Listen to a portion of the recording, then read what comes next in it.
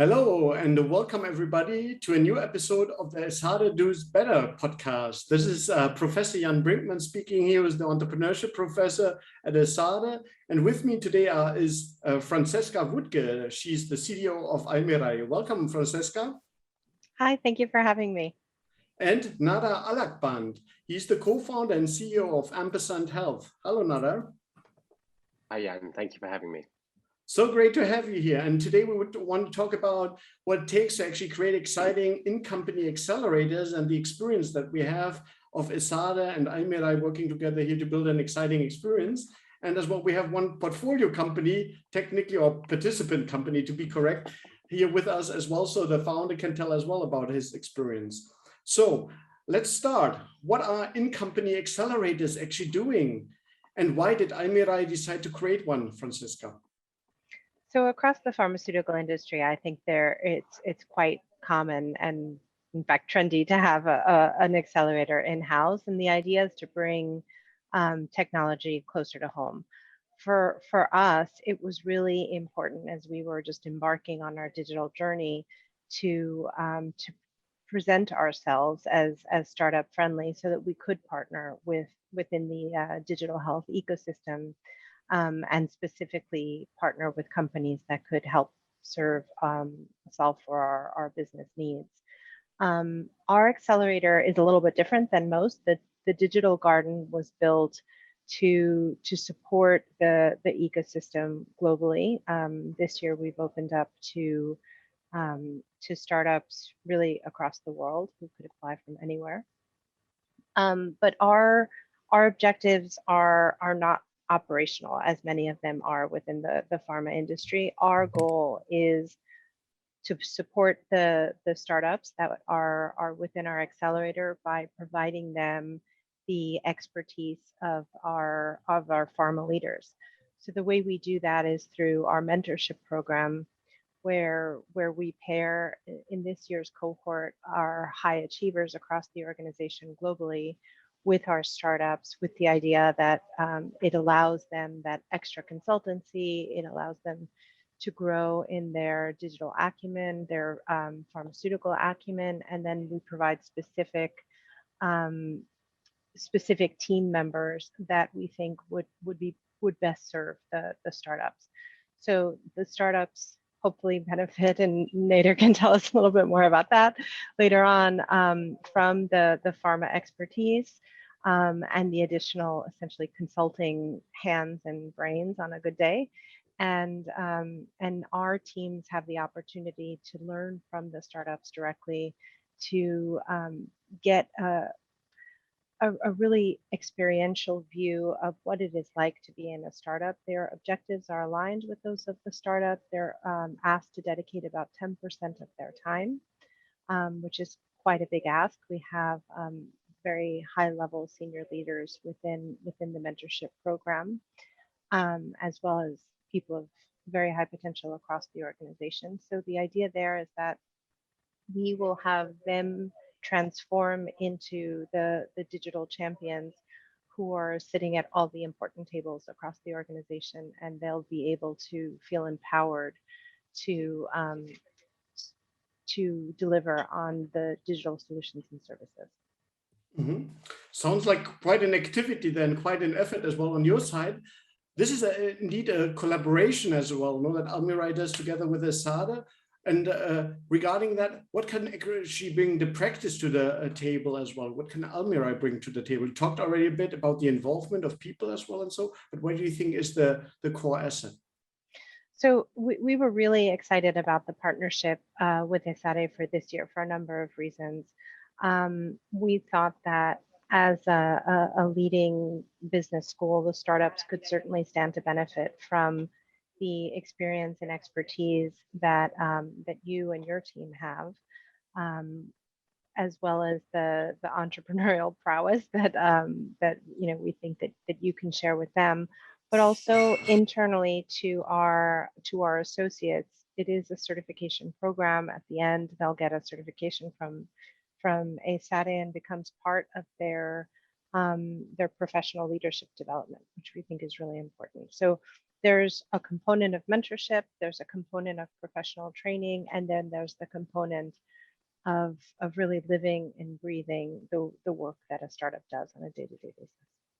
And I can definitely second that. For us as well, it's extremely exciting to work with you and bring the experience to the table. We've been involved with different accelerator. This one as well is a first in the pharma space, but we find it extremely exciting to work with you. That bringing really all these practices and testing that out in that space, something very new for us, but as well very, very exciting. As well, turning to Nader there, who has basically the participant perspective. Nader, what's the experience like to take part in such an accelerator? I think, for me, and I think for us as a company, and that's a really important thing actually to stress, is that this program has been an opportunity for a large number of people in my company to continue to develop themselves professionally, to have new experiences, build a new network, and that kind of thing. As I'm sure you all know, when you're heads down in a sort of early stage startup, sometimes those opportunities to come up for air and to get a different perspective are just invaluable, and they're quite difficult to come by. So I think for me, it's been a group experience for us as a company. A lot of people have benefited from it. And I suppose, I think everybody's sort of developed through it as well. I think two particular characteristics that are sort of worth voicing.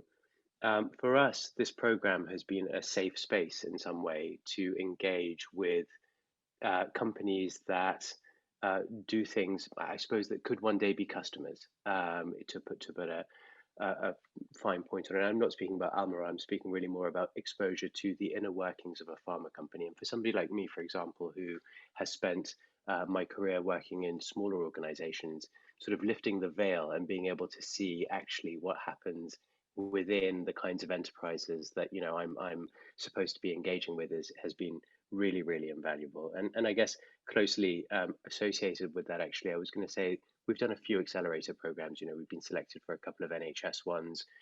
We've been involved in one that PwC did. All really great programs. But this one, I think, stood out for me because of the involvement of Esade and the opportunity to have a learning experience alongside a dual track, a practical learning experience through the interactions with Almirall, but also, refreshing ourselves through the work that we've been able to do with Esade. Maybe let me just add to that. I think, the learning is two-way. So we're learning a tremendous amount from the startups who have joined our second harvest as well. But I will echo what Nader said about the professional development from Esade. I think the modules that were collaboratively agreed upon are helpful for both the startups as well as our team members at Almirall. No, and for me as well, it's extremely exciting to see that collaboration, to get the classical pharma perspective as well, and all the professionalism that comes with it, and as well the startup, the dynamism there, the development, the drive to proceed, and getting those sides together and learning from each other is extremely, I think, an extremely beneficial perspective as well for us to see as educators, as researchers, and as well being quite involved in the practice. Accelerators are an extremely popular phenomenon. Many companies and corporates are thinking about setting up their own accelerators, as well getting closer to this startup world, the dynamism, to learn what's happening in the space as well.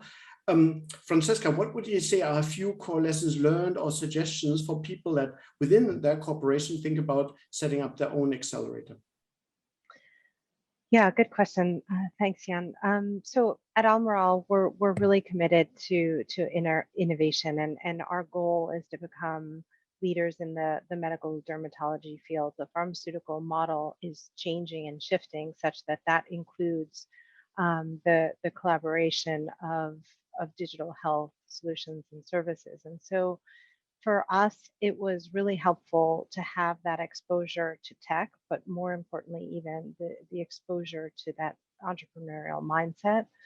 I would advise those within the pharmaceutical industry that are looking to start an accelerator to be mindful of what your intended KPIs are. If they're operational metrics, which many of them are, Just be aware that a pharma sales cycle could be 18 to 24 months, and an acceleration program is usually 3 to 12 months.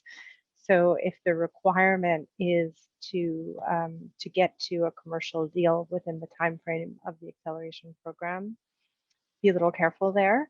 I would say it can happen in the future, and it has. We've partnered with 3 of our 4 first harvest startup companies, but after the time that we closed the acceleration program for them. I think that's another important point to note, that once you're in your family, and we'll continue to help, and we're looking forward to watching our startups grow. And so we're very much focused on creating a sort of alumni harvest where we continue to help them either formally or informally, to ensure that that they still should exist in the world. So I would say, in summary, be very clear on the objectives of the endeavor. We found it's an excellent way to really accelerate the cultural transformation of an organization by having this experience with the entrepreneurial world. Wonderful. And I can see as well that it's really just the start here then, no? At the time being, it's a program that gets people up to speed and working together. And from there on, it's really almost like relationships for life, that later on to collaborate in the professional space. Turning to the entrepreneurial perspective, Nader, for people that think about joining such an accelerator, so which kind of lessons learned or heads up or suggestions and advice would you have when they consider joining an accelerator? Yeah, I mean, it's a very good question. There's obviously a lot of different considerations, but one that Francesca just I guess addressed in her last response is one that I would also highlight, which is that it's quite important to understand what the objective of the accelerator program is from the other party's perspective. So there are, exactly as you say, there are some accelerator programs that are about developing you as a business. There are others that are about finding innovation opportunity, collaborative innovation opportunities, so on and so forth. And I think the first thing I would say is it's important for the companies hosting the accelerator programs, I think, to be transparent about what their objectives are, so that the startups that are trying to get into them are pre-qualified to have the same, or to have a common objective, if that makes sense. So I think that's the first thing I would say is understand the objectives of the counterparty. I think the other thing to say is that, in my experience at any rate, use the accelerator program as an opportunity to develop as many people within the company as possible. And I don't know, Francesca, whether that's something that's happened across the entire cohort, but certainly in our company, I think pretty much everybody has attended at least one of the sessions, and taken something home from that. So thinking of it as a group thing is important from a professional development perspective, but also from the idea that you then bring your new ideas into the company, and it fosters a new flame or a new perspective or a new something like that, and people can build on that. I think those are the two main things that I would say would be my observations. Nader, that's a really good point, because obviously all sessions aren't of interest to everyone, either from a mentor side or from a startup side. So allowing that flexibility for those to join who stand to benefit most from the session, I think is really important. And again, thanks to Esade for allowing us that flexibility and that sort of changing of agendas and class lists, if you will, to accommodate the different sessions.